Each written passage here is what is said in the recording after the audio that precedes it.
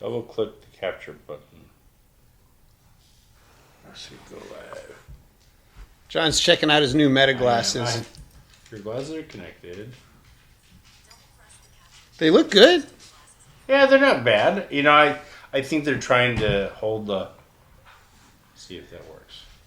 At least they partnered with Ray-Ban because they look good. Okay. Now we're live on Facebook. Okay. And to anybody who's tuned in right now, we're about to record a show. We've been doing this is episode 8. Yeah. And so we've been doing this for 8 weeks. It's Dog's Red Wine, episode 8. And we're just about to start recording it. So usually we record it and he edits it and put it up in a week or so. It's on YouTube, Rumble, Buckeye, and on Buckeye TV on Thursdays at 8. Thursdays at 8. Yeah. So I'm going to start and welcome to Dog's Red Wine, episode 8. Tonight we're going to try some Scotches from Scotland. They're going to be pretty good. We're going to talk about these glasses that I'm wearing. These are the new Meta AI glasses. They're pretty cool. I'll tell you all about them. We're also going to talk about art a little bit and some other interesting subjects like what the hell is going on in DC right now. Jason, what do you got to say for yourself? Jason, introduce yourself. I'm Jason, co-host of Dog's Red Wine.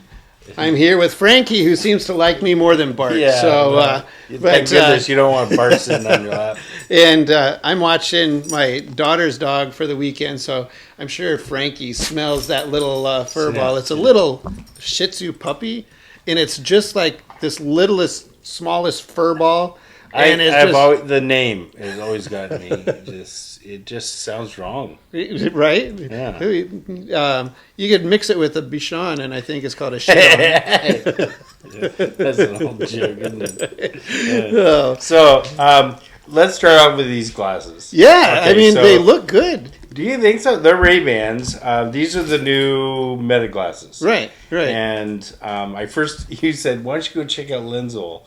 So I did go to Lensable, and they wanted $300 for the glasses, but they wanted like over $1,000 for the lenses. Wow. And so I went online, and I've used this company before. It's not a sponsor. And it's called Lensable, where you said Lens Crafters, right? Right. I don't know if I said that.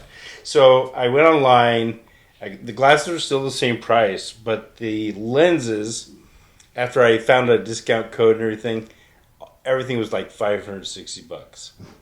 So that's total. Glasses are $300, and I got everything. They darken. They're how much do they want at Lens Crafters? $1,200? Over $1,000. Yeah. Then the glasses. Oh, $1,200 just for the lenses. Yeah. Oh, wow. Yeah. So those came with the lenses and glasses for $600? Under $600. Wow. So it took them like 2 weeks to make the lenses. Yeah. I'm guessing these are a little bit more difficult to do than like a regular set, glasses. Lens Crafters. I got mine at Lens Crafters. It still took 2 or 3 weeks. Oh, did it? Yeah. Okay. For just like regular. I mean, they're progressive. Yeah, these are progressive. Oh, really? And they also darken outside. Oh, transition? Yeah. Okay. How do they work? They work great. Oh, yeah. There's mixed reviews on YouTube. So sometimes when those things I've noticed, like you can come inside and you're like, ew, why is it so dark in here? Yeah. And they take a little bit longer to adjust. Right. And I set them down on the counter and the sun was coming through and like half the glass was dark and the other was clear. And I was looking at my glasses going, is there something wrong with my glasses? But anyway, these are pretty neat. So we're live broadcasting as we speak on Facebook. On Facebook. Oh wait, no. You know what? No, I didn't connect. It was on my phone. Oh, so you just did 3 minutes. I've been showing the public my knee. So that's oh well. Finished. Well, I'll figure it out. It had something to do with the. You've only had them for a couple of days. Well, I have, and they're interesting for sure. Now, you can do a bunch of things, like I showed you earlier, I said, hey, Meta, right? Yeah. And I'm like, what am I looking at? Yeah. And it told me. Right. Right. It just took a picture now. Right. So it's about to tell me what I was looking at.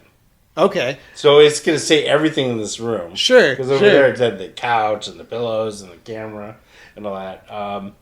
There is one thing if you have bad eyesight, it'll connect you with a live person. Right. And it'll walk you. That person can then see what you're seeing and walk you through. That's pretty amazing for people that have seeing impaired, because they can literally, have the eyes of someone else helping them out live. Yeah. They're and it's a volunteer service, I believe. It's free for if you're seeing. Yeah, seeing probably. impaired. I'm sure it is. Yeah. Now, there's also a button here, and if you click it once, it'll take a photo.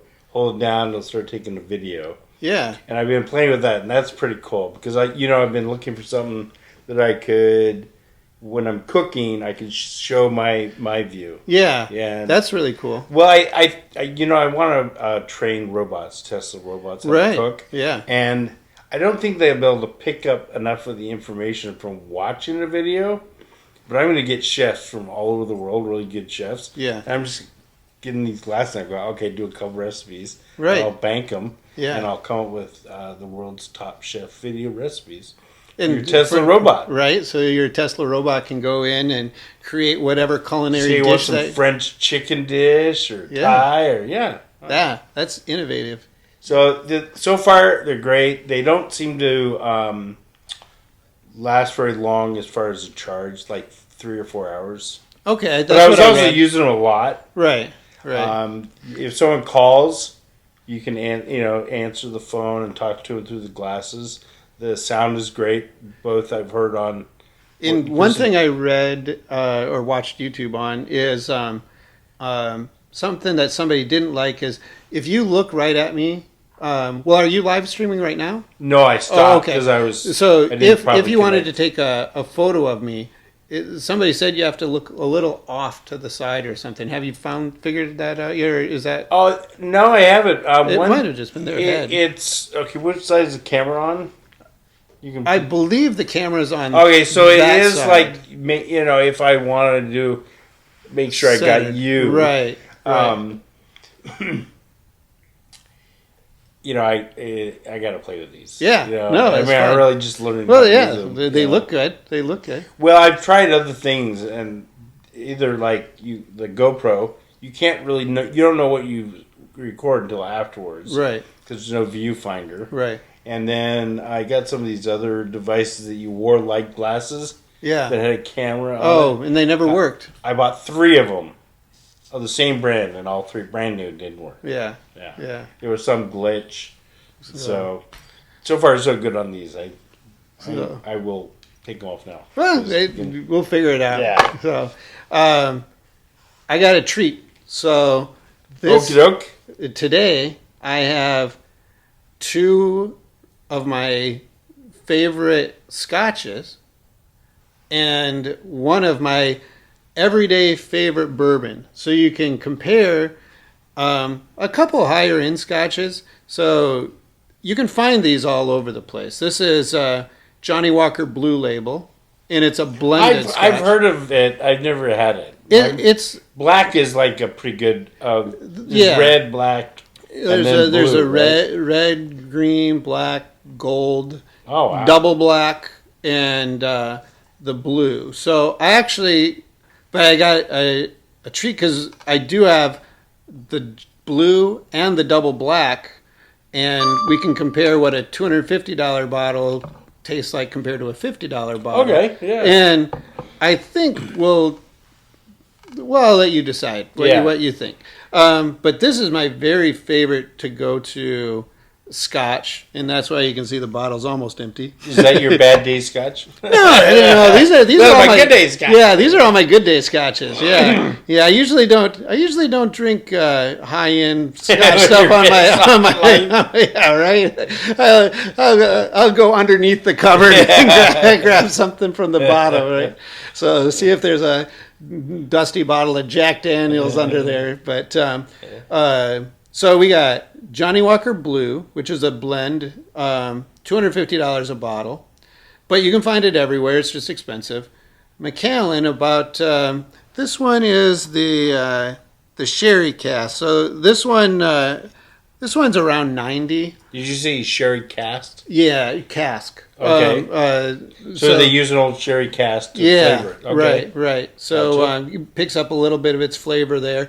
This is a single malt. So Macallan Distillery, it's a Highland distillery. There's different regions in Scotland. It's one distillery, one whiskey, one barrel. So this is they know what they're doing, and they don't get to blend it to take out some of the imperfections. They do, in my opinion, they do it best. I haven't had any exotic Scotch, but this is probably my go to and one I like best. And then just to compare bourbons to Scotches, this is about a $40 bottle of bourbon.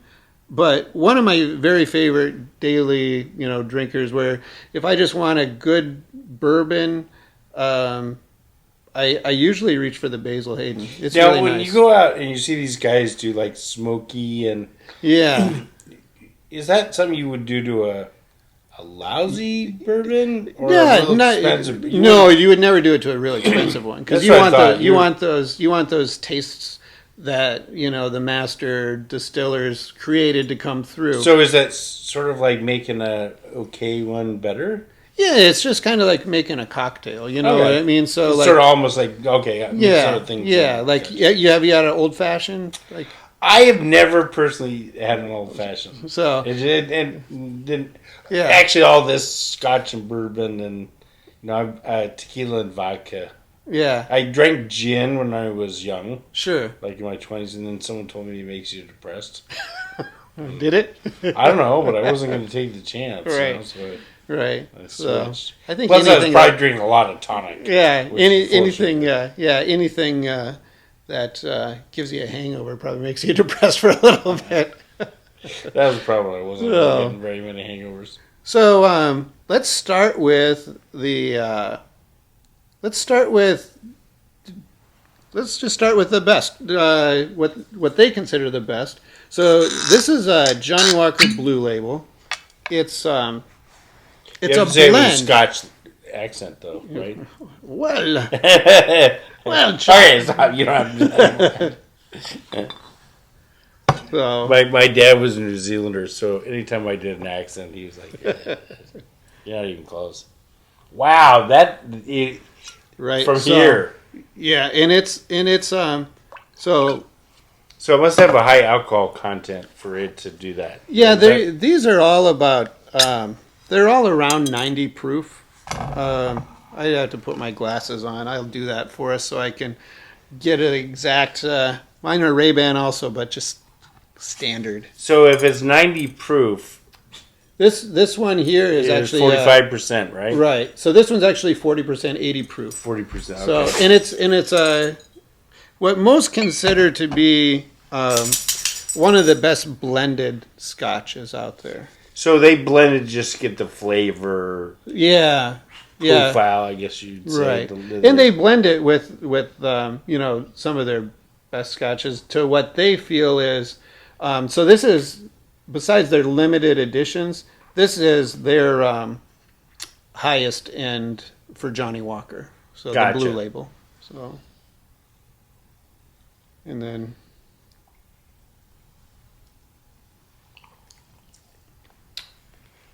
At first it's sweet. Yeah. It isn't sweet though.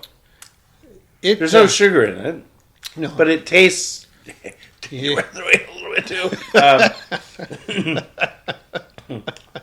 This should be a fun tasting for you. We got 4 of them to go through.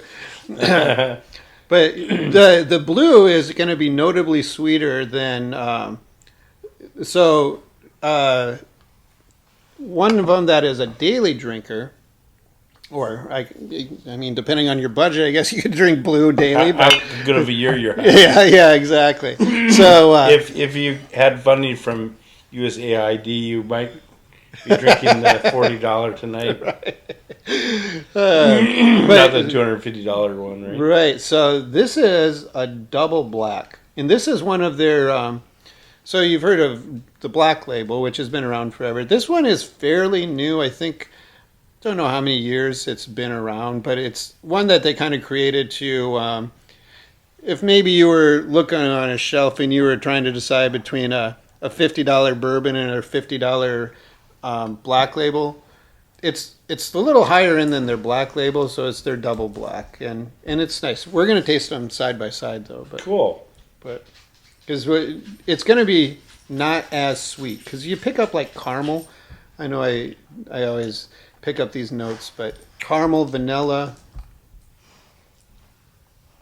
Yeah, your tasting wheel is way better than mine. There's no doubt about that. You pick up the fine nights that I miss. Yeah. But I really like that. Like if I taste the blue label, I can tell it's something special. You know, it doesn't have a bite. There's no bite. Yeah. You know, it's so smooth. Well, you probably also notice it more because you've had more to try. Right. And I'm sure there's some you've gone. Oh yeah, yeah. I'm not a fan. Old Weller. Yeah, yeah. So, yeah. Well, that one's 107 proof. You really? Yeah. You all right? I'll be fine. It's just clearing the sinuses, shall we say? Oh. Isn't it so? You know, there's like old cartoons, and the dog. What do you call the big brown and white ones? Oh, the big Great Danes? No, the ones that you have the barrel. Oh, the St. Bernards. St. Bernards, yeah, right? Yeah, yeah. They have a barrel of alcohol. Right. I'm guessing it's the cheap stuff. I don't know. I mean, if your dog's just wandering around giving away drinks to people out in the snow, right? It's probably not the expensive stuff. You're not like. And if you're unlucky enough to have to be like rescued from a snowbank, you're probably looking for anything that warms you up. Or the dog comes up and goes, "Hey, yeah, you're screwed. You want a drink?" Yeah. There's no cup. The dog's not carrying a cup. Right.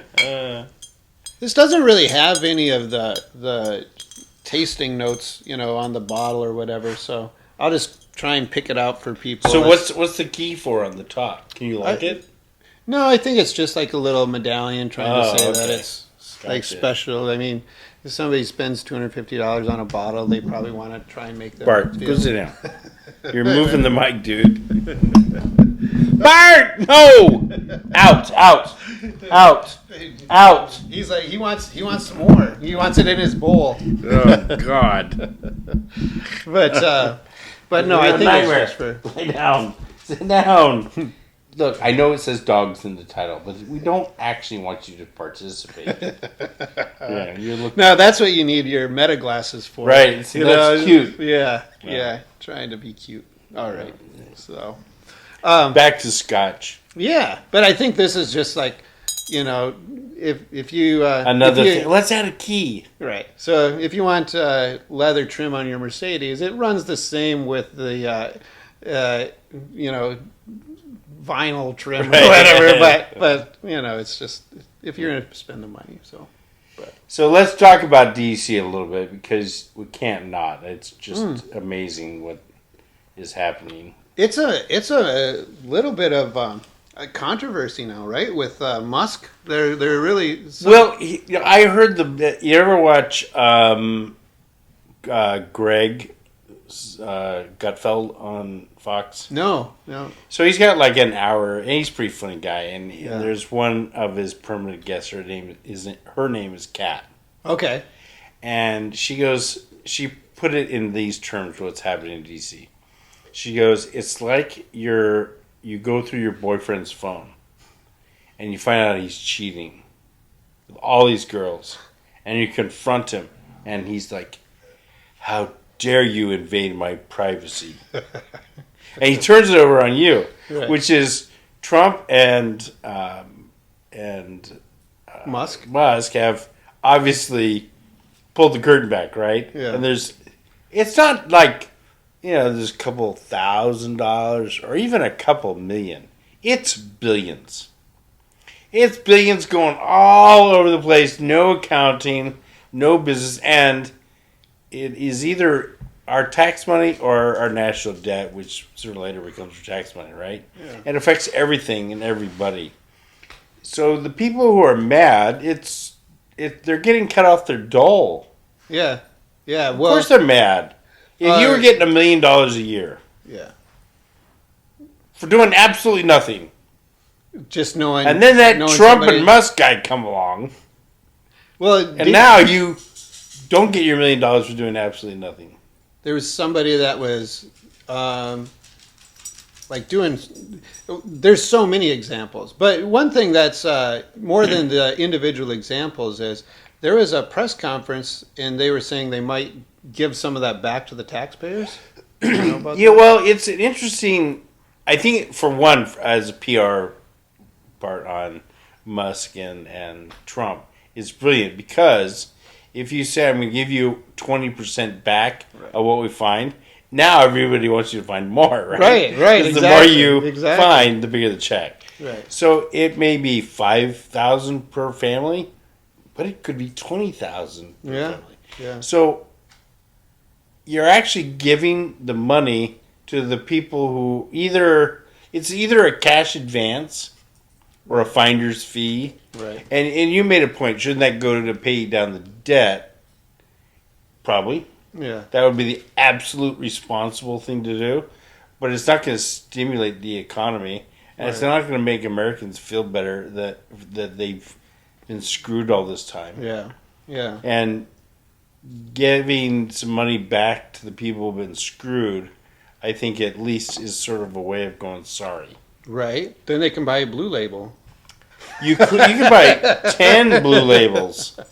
So, you ready for another one, or are you still doing? You're. I'm sorry. I don't need to. Don't want to rush him. So, yeah.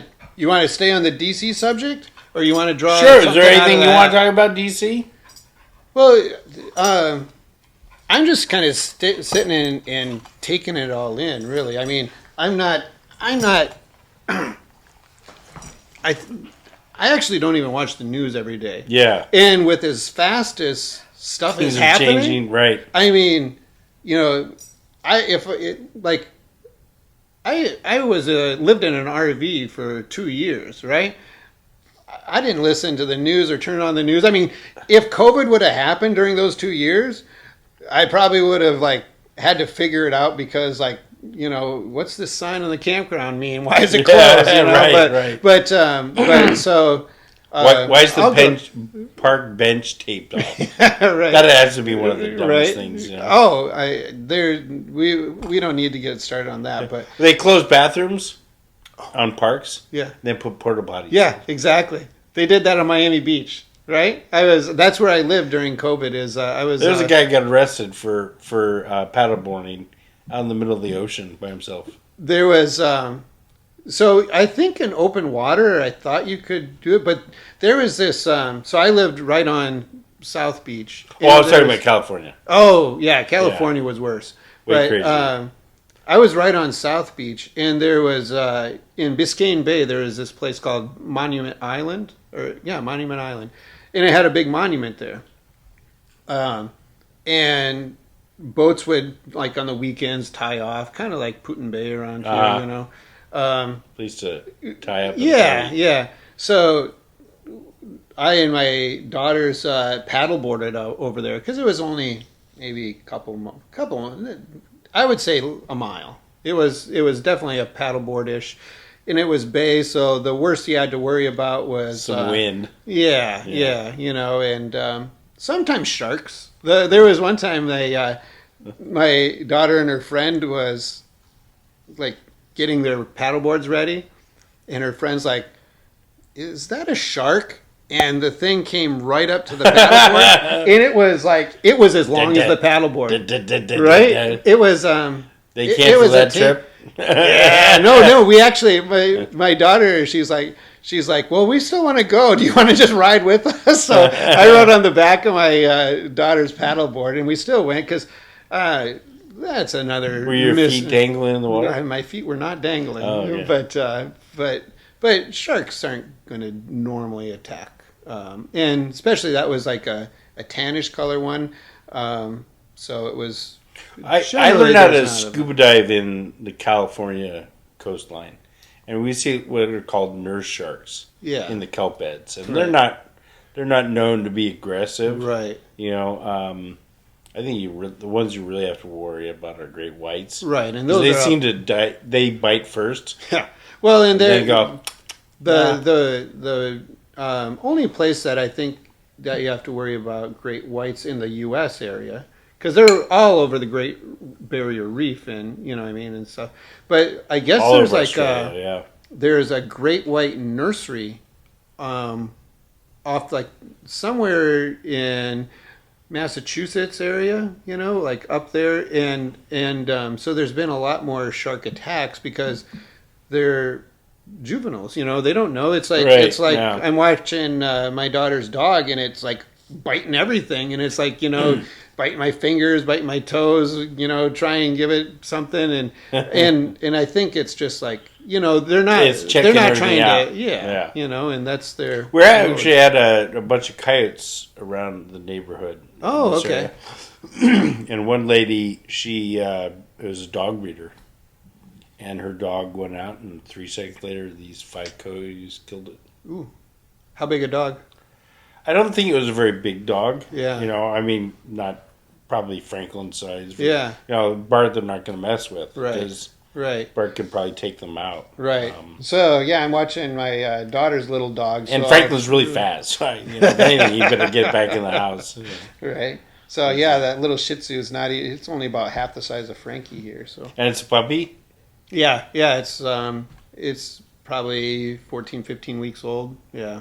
It's so super cute. It's super cute. Yeah. I saw a photo that you, a memory you shared. I think it was 12 years ago. It was and father-daughter dance. 35 girls getting into a limousine. Well, 4 of them were mine. Yeah, 4 of them. Yeah. And the other 2 was another dad's. And I don't know. I always wanted. They say your kids never do what you say, but they won't, but they'll see what you do, and they'll kind of, you know, imprint their brain into that. So I always took my daughters out on dates, father-daughter dates. Uh-huh. And this was a Girl Scout father-daughter dance. And I'm like, who else would I want to spoil and show off to and be the best man that they could possibly be? So yeah, I rented a stretch limo, and it was. I thought maybe it was from a wedding or something. I wasn't. No, sure. It was a Girl Scout father-daughter dance. Happened once a year. They were all in Girl Scouts, and did you do Boy Scouts or Webelos or any of that? I did the Cub Scouts. I went as far. I started off as a Cub Scout, yeah. And here's the trick. I didn't know about this until later. Is you become a Cub Scout, and then on your birthday, I don't know how old you are, you become a Webelo. Yeah, I made it to Webelo. So for my birthday, I got all this Webelo stuff, right? Now, yeah. I really didn't want to do Webelo, but I got the shirt and the canteen and the Flint fire starter and the pocket knife. And so I had no choice. I had the full, you know. Right. So I did Webelos, and I was like, oh, I really don't want to do Boy Scouts. Well, you know, 13 came along, and I had all this Boy Scout stuff. Yeah. And I went to a few of the meetings, and one of the Boy Scouts stood up and said someone left their underwear at the jamboree, and they proceeded to put it on my head. There you go. I took it off my head and I walked out. And I walked home. And I walked in, and my mom goes, "Well, you're home early from Boy Scouts," and I go, "No. I'm home permanently from the Boy Scouts. I'm not going back there." That was my last Boy Scout. So they were just too immature for me. Well, you know, they were, I'm sure they had a nice musty scent. You probably can still smell it. I didn't give it a chance to know. I think I need to drink after that. All right. So this is Johnny Walker Double Black. So, Okay, this is one we just had, right? yeah, that's the Johnny Walker Blue. You said it was sweet. You're not gonna taste the sweetness with this double black.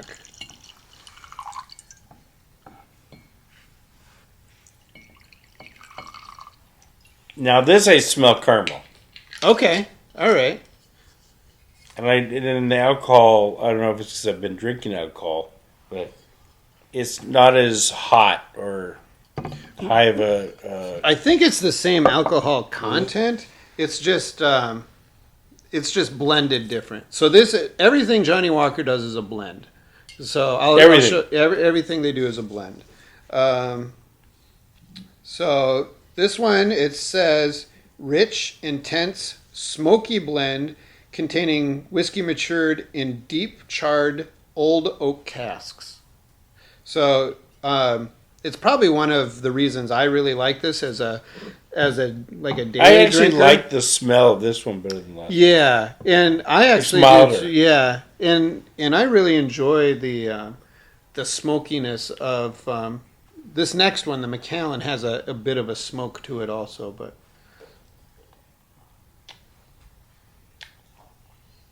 Now, I can tell that this is more expensive. This is not as smooth as that is. right. You feel Not that you it feel isn't smooth, it's just not as smooth. right. And so if we were going to do, we could even go and we could put the double black here and then just go to the black label and then go down to like a green, and you would every time, yeah. And that might be in their blending process. That's one thing. Maybe that's one thing. If you start enjoying Scotch, we should go take a tour of the Johnny Walker. Yeah, you know? yeah. Now blends. I used to work in the Caribbean. There is a blend there that's really well known. It's called Pusser's Rum. Okay. You've heard of Pusser's Rum? I've heard of it, but I've never had it. So, there's a lot of sugar cane was grown in the Caribbean, and they make rum. And they would take rum from all the different islands and they mix together, and it was Pusser's rum, which was the official Navy rum for the British. Oh, nice. So part of your pay was some rum. Not a bad. And when times got tough, they started watering it down, and they called it grog. So part of your pay was some watered down rum. Yeah. But they still make Pusser's rum down in the Caribbean, and they have some bars. They serve what's called a painkiller.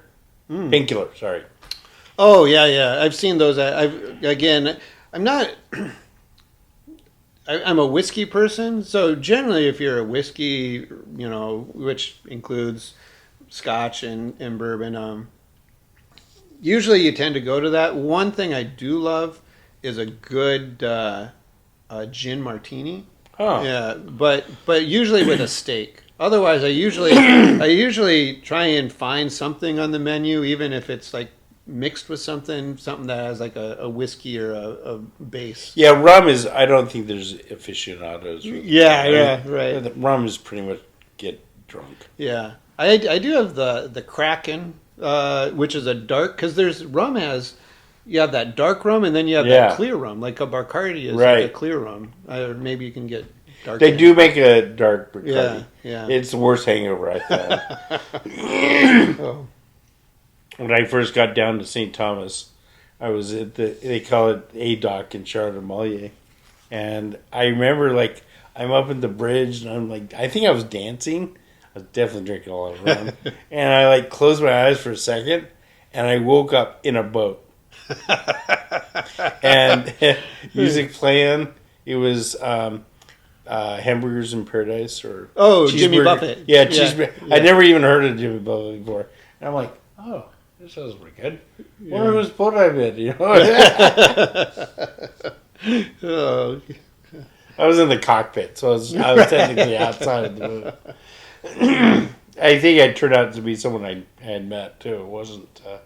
I wasn't boat crashing. Mm-hmm. So this one, what do you think of this one, though?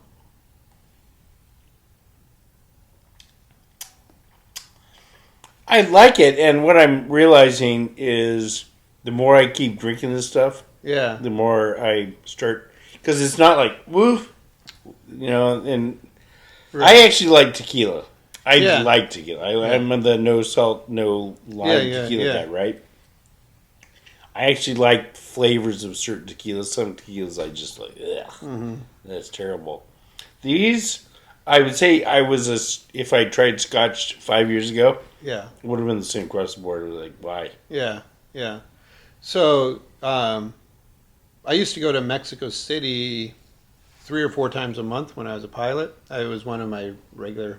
People always say, "What's your regular route?" Well, Mexico City was one of them that I would do a lot, and so being down in Mexico City, that's the first time I realized that there's like a whole different level of tequilas, because previous to that, I thought tequila was something you either take a shot of or you mix with a margarita.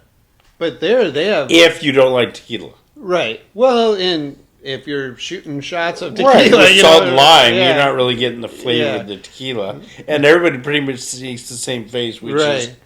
Right. But you can buy some sipping tequilas that, have that same qualities that you look for in scotches or bourbons. And, it's easy to buy... $100 bottles of tequila. That the guy in town owns a Mexican restaurant by circumstance, but I sat down with some other friends that he knew. Yeah. And he gave us a tequila presentation. And I think I mentioned I'll see if we can line him up, because that would be a good one. Go in there and just film him for 20 minutes, because right. I was like, oh, I didn't know anything. Right. I really didn't know the difference between the different the ingredients to begin with. I just thought we're all agave. And have you had a mezcal yet? Well, that's the thing, is he started talking about the different tequilas, different ingredients, clear, dark. And overall, I thought that the clear tequila was the cheaper of the two, but it's not. It's the other way around. Right. So I apparently like the rot gut. And when I haven't even seen it, but I haven't been looking for it either. But when I was in high school, you used to want to get the tequila with the worm. Yeah, mezcal. So I don't know if it's true of the worms you get here. I don't know if it'd be legal, but the worms in the bottle you get in Mexico, the worm comes out of the peyote. Okay. And the peyote is what the Indians take to hallucinate. Right. So, you eat that worm, and you probably don't remember even what you did the night before. I don't know. Maybe a good thing if you're at the bottom. I think I once did the worm, and the next day it was like, you either drank so much tequila that you had the guts to drink the worm. I think that's what it usually was. And you're messed up. Right. No, nobody saves that much tequila in the bottle. So their first shot can be, I'm going to take the worm on my first. I mean, usually it's the end of the night. Or they're cocktail onions, a little jar of worms. Put your toothpick and olive in. Right. So I don't want to pour too much for you. So I would say that I'll give this one. This one is my favorite so far. It's a nice one. This is pretty close, but I'm now Well, so next, and I don't want to rush you. Maybe I'll pour a little bit shorter.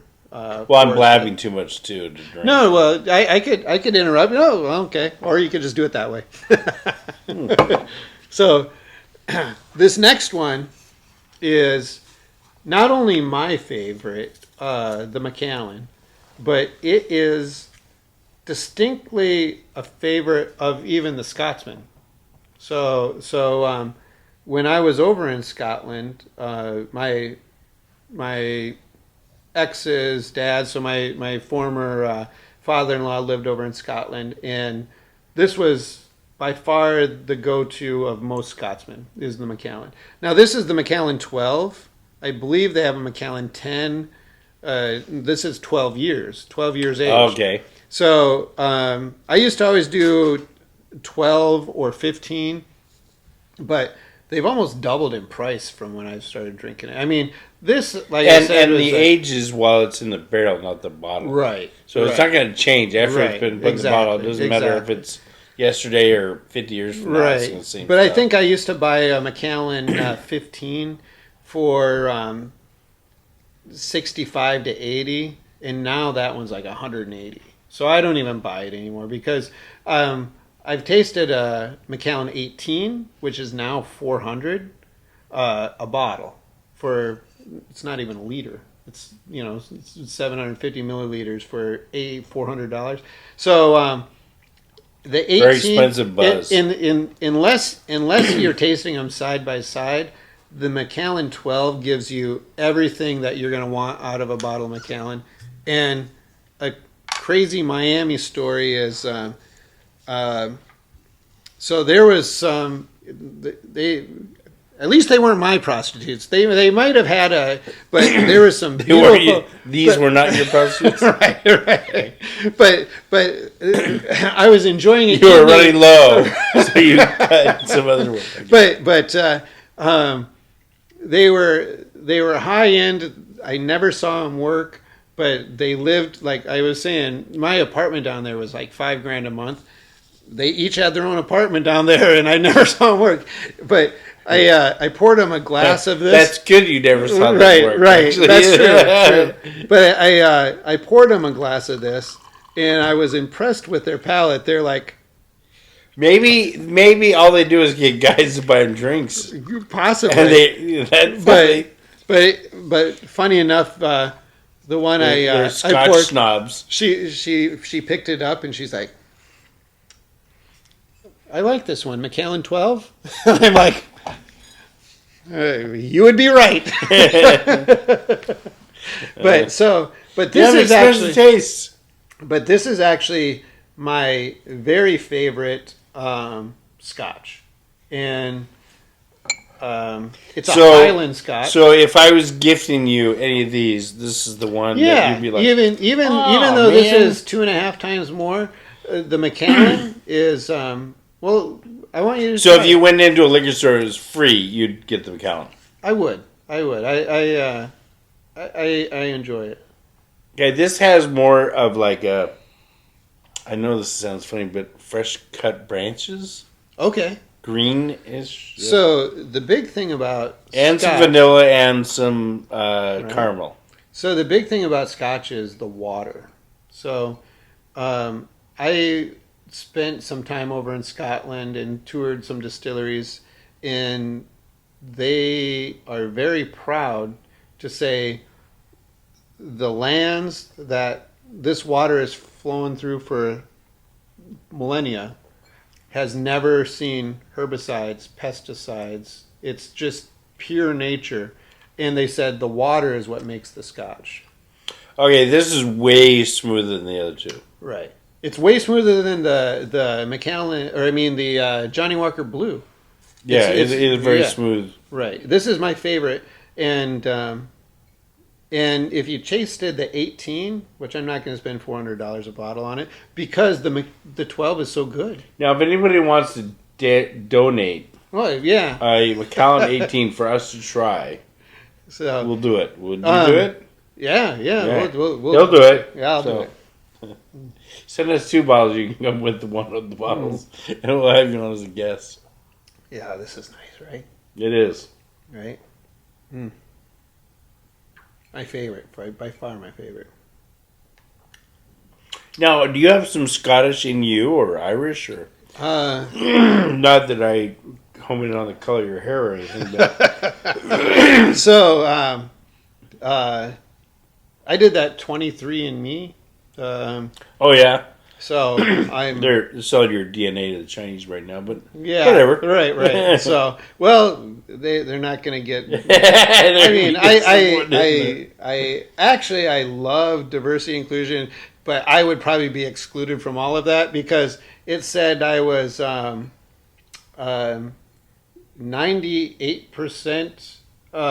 European and 2% Northern European. I guess so.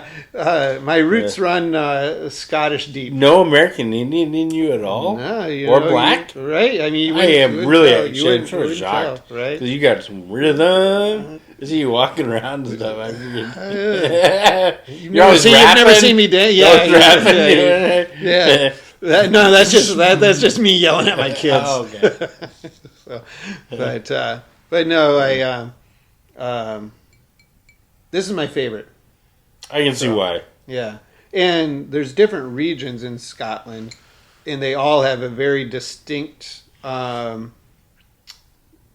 Like you'll taste it, and if you tasted them enough, you'd be like, oh, that's a spice side, and it's easier than bourbon actually, because bourbon mostly comes from Kentucky, and you can get some Indiana, and you can get some Ohio or whatever, but bourbon mostly has like the same undertone. Yeah. Very different with Scotch. You can say, well, the peatiness, from cooking, what peat is, right? Like the seaweed and the stuff's like the peatiness and the flavor and this flavor that comes through with Scotch along the coastal regions is very strong. The Macallan is a Highland Scotch, and so it's higher altitudes, and it generally tends to naturally be more smoky. They don't add any more smoke to it. It's just naturally more smoky. I'm going to ask you, favorite dining experience? We've done this one, haven't we? Do you have a favorite? I think I covered mine. Yeah, we did this last week, actually. Well, let's do a different one. All right, yeah. Yeah, because it was... My glasses are talking to me. All right. This one is... You know what? I think our old questions got thrown back into the hat. Well, we'll just... Let me try another one, because I know that one we did last show. All right. I might just make up something. All right, just make it up. Yeah, we did. These are all old ones, so I'm gonna make up. You're in charge of the hat. I know. I'm gonna relinquish. But we didn't put any new ones in either. So there is something I have intense interest in. We don't really talk about it besides art. Maybe that's a subject in the future, because I sort of like to talk about art collecting. I love art. Well. We talked about Leroy Neiman last time, remember? Oh, yeah. And but he's collectible. Yeah, he is. And he's becoming less collectible. I would imagine. But then again, I think it's a good buy. Is where I put it. Has he passed, Leroy Neiman? Yes. Okay. So I think he just did so much volume. Very prolific, like Peter Max. Peter Max has so many pieces of it. I mean, he started putting his art on paper plates and airplanes. Yeah. Picasso, when I heard this number, he's responsible for 250,000 pieces of art. So he's not exactly rare. Right. His signature is all over the place. Now there's plenty of fakes. I can tell you right now. Right. Because I've come across them. How do you? So let's talk about that, because this is kind of interesting to me. So you're one of the few people I know that I even recommended you to a neighbor that they had a piece and they kind of needed to have it valued, right? Sure. And so how do you spot a fake? Well, the first thing when you look at fakes, so a lousy fake is done on a printing press, right? Okay. So if you look at it under loop, you're going to see dot matrix. Okay. Whereas, so it says it's a lithograph or a offset or any of those formats don't have dot matrix. Sure. So you always start off with there. Like I've got to your left a mural. Okay, right. That is a poster. If you take a loop, then you're going to see dot matrix. But everything else in this room, so that piece is original. So a lithograph is layers of paint. Okay, so it's, you're going to see splotches. Right. You're not going to see a perfect circle. And I'm not sure if I'm even saying it right, but a Zikli? Glige. Glige, okay. Right. Okay, so a glige is sort of like, well, if you're a collector, like I am, yeah. I can't afford necessarily The lithograph. I can afford the lithograph, but I can't afford the original. Right. So around this corner, I have a lithograph by Salvador Dali. Yeah. And it is one of my favorite pieces I've ever owned. Yeah. And it's a lithograph. Well, the lithograph is, I've got it priced around $8 or $9 grand. Right. I'd sell it for $7 all day long. Yeah. The original is worth $100 million. And that's the lithograph. Side note, and maybe I mentioned this either privately or on an episode, but in the Tampa, Florida area, they have one of the best Salvador Dali museums in the world. Yeah, it's on near Naples. Yeah, it's supposed to be one of the best. I've never been there. They've got another one in Monterey now as well. Oh, okay. Monterey, California? yeah. Okay. And I would love to go down there. Yeah. I really would. Yeah. And I love Salvador Dali. I won't say I love everything. Right. A lot of his stuff is okay. Right. A lot of it is, I don't appreciate the bizarreness of it myself. I don't connect with it. This one in particular will flash it up. It's called Family of Marsupial Centaurs. That's the one you have? Yeah. Okay. And it is different. Yeah. It's horses giving birth to people, and I could sit there and chop that thing up. Tell you what I see in it. And Right. But during the 80s, there was a company. I think they're out of Texas, and they were just doing photocopies of Salvador Dali's and having people forge the signature and the number, pencil number, and selling them as lithographs. And people would buy it up. Not a few. But thousands. Yeah. So I think that story stuck. So people are weary. Art is also used. I know this for a fact. It's used to launder money. Because there's if I put that lithograph up on eBay. Yeah. If I put up for $100,000 and you bought it. Yeah. Who's to say it's not worth $100,000? Well, and it's a great way to get me $100,000. Right. And I actually watched a documentary on the money laundering through art, and there is a vault underneath London Heathrow Airport that has billions, if not hundreds and hundreds of billions of art that is just stored there because it's in transit. And well, sometimes it doesn't even leave, and it can go through 5 owners. Well, right. But so it was shipped from whoever owned it for astronomical sums of money, in tens of millions for the one piece, and it goes to London Heathrow, goes into this vault where it's very secure, fireproof. Everything is secure, and it never reaches its destination, so the tax is never paid. Okay, yeah, that makes sense. Right? Because so it's it just hasn't holding. been received. It's in holding. It's right. Intentionally. Very intentionally. There was a French museum. I don't know the name of the museum, but this guy was from the town where one of the paintings was done by a famous artist. And he's looking at this painting and he's like, wait a second, that building was built after he died. So how did the artist paint a building in his painting that didn't exist? Right. It was a forgery. Sure. Turned out almost half the art in the museum were forgeries.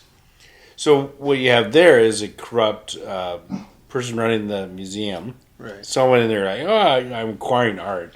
So they're getting kickbacks probably. We have we, meaning Toledo, greater area, have one of the best art museums in America. It's true, yes. Right? It is true. I mean, and the building itself is very impressive. Everything about it, and it's funny when they built it, when they were getting the funding for it. I think Libby had a lot to do with it. Owns Cornine. Sure.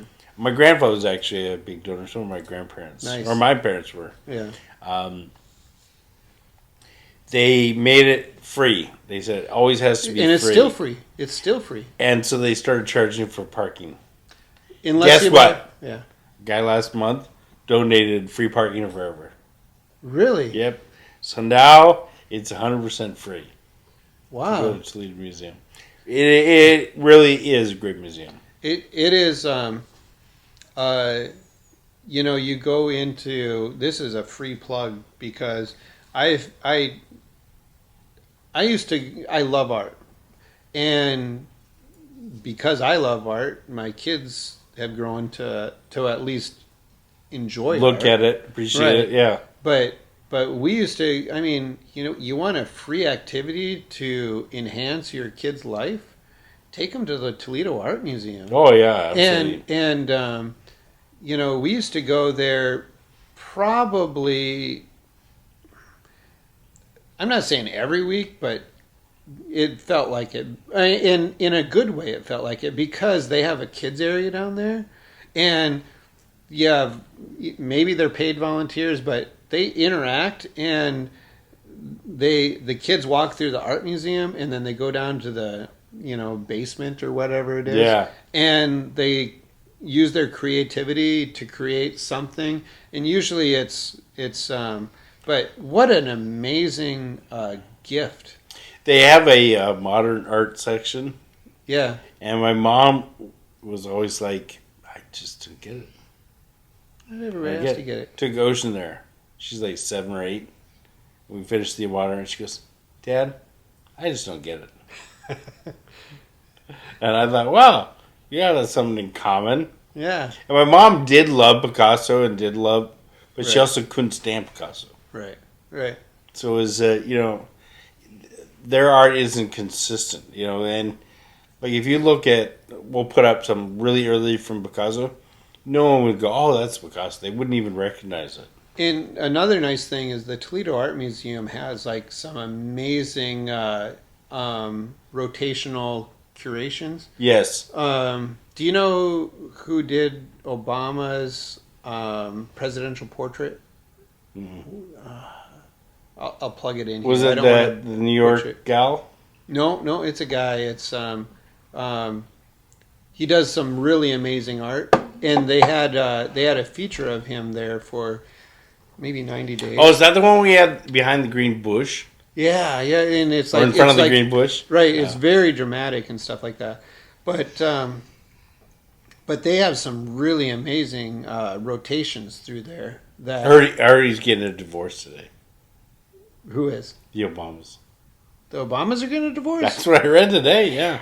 I don't think so. Yeah. I think it's a fake. Well, I think that's fake news. I heard this is what I read, because I did hear they're having troubles. I think it's fake news. Who he was apparently having an affair with, I would say that sounded fake to me. But what I heard today is they finished splitting of their assets. I don't know. But one thing I do know, Bill Clinton. Bill Clinton should have gotten divorced many times. Right. So but they're a team, don't you think they're a team. So I actually supported in a way. So when Hillary Clinton was running, my ex-wife volunteered for her campaign, and Bill Clinton showed up to one of the campaigns, and talk about somebody. He would point out people. He would point out women in the crowd, and he just he had so much charisma yeah. and so much. I mean, so much natural like alpha, Yeah. right? I mean, he was a womanizer, Oh, but I mean, like my ex-wife even said she's like he looked at me and pointed and winked and she's like yes Mr. President, I'm in. yeah, right. So it's just like, I mean, he had some stuff there, but no doubt that was what got him through. Well, and it got him everything. in trouble. Also. Well, ish. But what got him into trouble was not just being a pig, I think, No, I mean, he's a little bit of a pig. Trump's a pig too. You got to admit, if you're going to call Clinton a pig, you got to call Trump a pig. There's you can't do it. But I probably have a little more insight in Clinton's Trump? background. I probably know more about Clinton and the Clintons than you do. Maybe And so. the reason I say that is because I was like a student. Okay. And the day he announced, Yeah. I really was, they'll never elect him because they know who he is, right? Right. But they did know who he was, and they elected him. And probably the worst thing, in my opinion, about Bill Clinton is Hillary. I think if he had been with someone else his whole life, I think he would have been a different politician. I think she's just ruthless.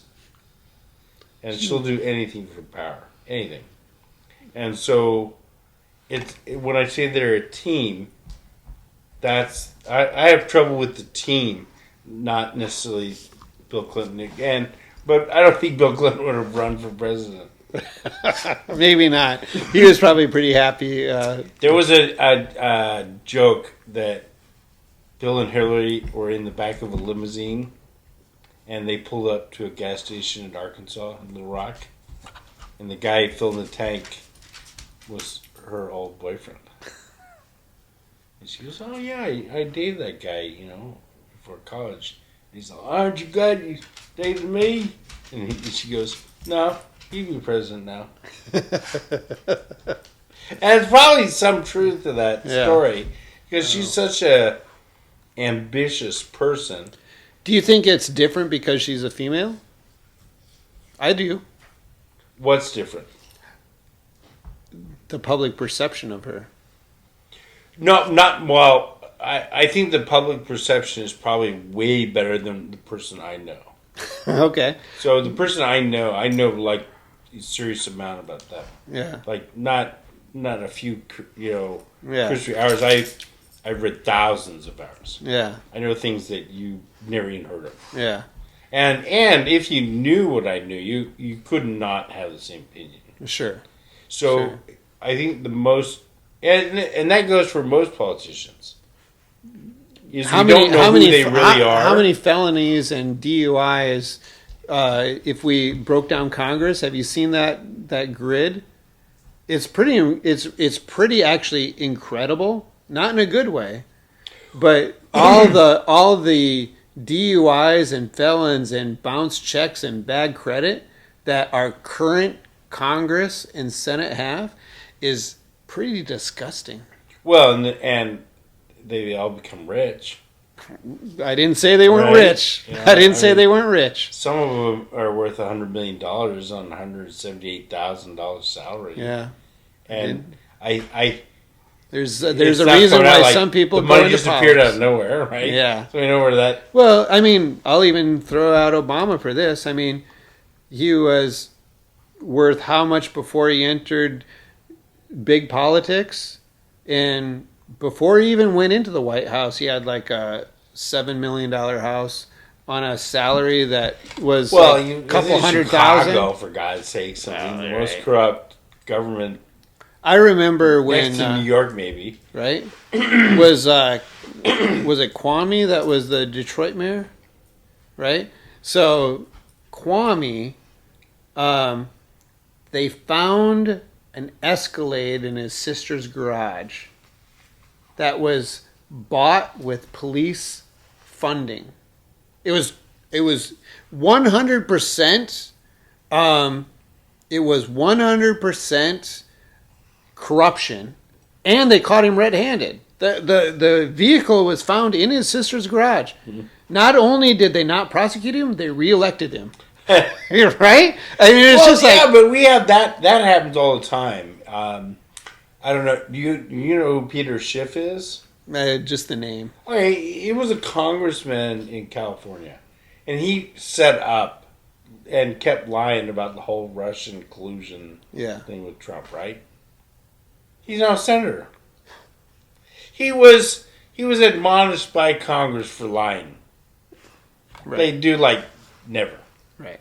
They've done it like 8 times, right. in 240 years. And this guy, they're like, no.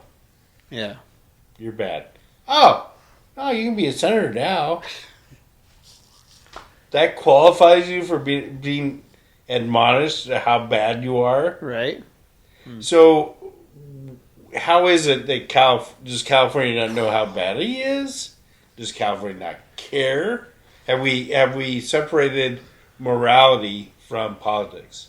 Mm-hmm. And that's sort of what you just touched on. DUIs, bounce checks. Are these people immoral? Yes, and I can give you. I flew with. This is our last one. This is our last one. Pour it up, or I'll pour it up. No, you pour it up. So, well, okay. You sort of touched on something, and I don't know which side of the aisle. And you know me, I don't like Democrats. I like Republicans a little more than I like Democrats. I don't like either party. I think we're on a better trajectory with one party versus the other. One party I think is imploding. One party I think has gotten rid of the bad apples. It's getting better. Right. But we still have $36 million that Congress paid to people who worked for people in Congress who were sexually molested, harassed, raped, boys, girls under 8. $36 million. These are supposed to be our best people, isn't it? Right. Isn't Congress supposed to be our best people? I don't know. I mean, they're our leaders, right? If unfortunately, right? Yeah, and we're I think that's what's happening in D.C. is it's all been exposed. Yeah. You know what? If everything you've heard about Trump is true, it still doesn't compare to what we don't know. Exactly. And if we know anything about Trump, we know actually everything. He's always been a public figure. Right. He's always been out there. He doesn't I wasn't there. You know, there's a camera, right? Yeah. Everybody, for his whole life, he's been in front of the camera. Right. So it's hard to say. He was in the original Home Alone one. Yeah. The Home Alone with Macaulay Culkin. Right. With, before you drink this one, I got to introduce it. Okay. Even more vanilla, more. So caramel. So this is a standard off-the-shelf $40 bottle of bourbon, but a great gift and one of my favorite bourbons. But you're going to notice a distinct difference. The reason I even bought it or brought it here today, I love to drink this one, but okay, so we're talking about $250, $100, $55, $60. This one's $40, and you pick it up and it has some really nice flavors that you're going to find in the other ones. It's peppery. It is nowhere near as good as these. I'm sorry. All right. I mean, I'm not right like you are, but it's not good enough that I'd order that. If you serve those to me, and I didn't ask for it, I'd appreciate it. This one I'd be like, Yeah. Okay. Yeah, Fair. some wine. That's fair. Right. So very fair. It isn't something it's okay. Right. So very fair. So this is something that you'll always find on the shelf. Like last few episodes, episode 4 actually, we talked about rare bourbons. Yeah. This is not a rare bourbon, right? But it's a bourbon, and it's a pretty standard, nice bourbon. Like if you, it's made by the Jim Beam Distillery, so it's on the higher end of the Jim Beam distilleries, and they have some different flavors of it. But this is the standard Basil Hayden. It's a nice representation of what a bourbon is. So you get the sweetness. I would almost like start with this because it's only gonna get better, right? Right. But I did it distinctly. No, I know, I understand that, and we've had that discussion. Is you do the best first, use your palate, but I don't think we've had enough to drink. Where this, maybe if we had like a full glass, of it, we'd be like, this is great, right? I love the belt on it. Right. It's cool, right? It's got a good bottle. It's very nice looking. Yeah. It's probably the most handsome bottle out of the 4. Right. Well, it's a Kentucky gentleman. So, but cheers. Cheers, yeah. To Dog's Red Wine. Drinking Scotch and bourbon on Dog's Red Wine. Well, Frankie approves. So, but Frankie has crashed. He liked your lap, that's for sure. He loves to hang out here. He's a good boy. He is. Oh. Anything you want to close with? No. Let's do art next show. Okay. Let's talk about One Piece. Maybe I'll bring out my favorite Salvador Dali if it doesn't sell. Yeah. And one thing I found interesting about art was you mentioned that Leroy Neiman actually is going down in value after his death, right? Because the general theory is if an artist dies that you have to overpay for, the value is always going to go up. But that's not always true. Well, it isn't always true because it really depends on how much art they made. Or is it rare? So Picasso's not rare. Right. But his paintings are very valuable because they're certainly one of a kind. Right. And collectors like myself might think of a lithograph or an etching. Each one's a little bit different, where a print is the same, over and over again. And a lithograph might have a signature on it, so that's like an autograph. You collect of famous people. The autograph alone is worth something. Right. I think in time, most art in time will go up in value. If it's a lithograph or if it's an etching by a dead person. Because it's limited, the amount, and the only thing that's happened historically on the planet Earth, or say the last few years, is wealth has gone up. Right. And you can buy so many houses and so many cars, but at the end of the day, you're going to want to hang something on your wall. And if you have money, you're probably going to want to hang something nice, which takes us back to which the artist is, right? Right. And you want to be able to put something on your wall that your friends go, oh, you got one of those, do you? Yeah. So I think in essence, down the road, art is probably the way to go. Right. It does better than any other asset class. And we will. This has got to be an entirely different episode, but I only bring it up because I was in Miami Beach when Art Basel was there. Who? Art Basel. It's they only do 3 a year. They do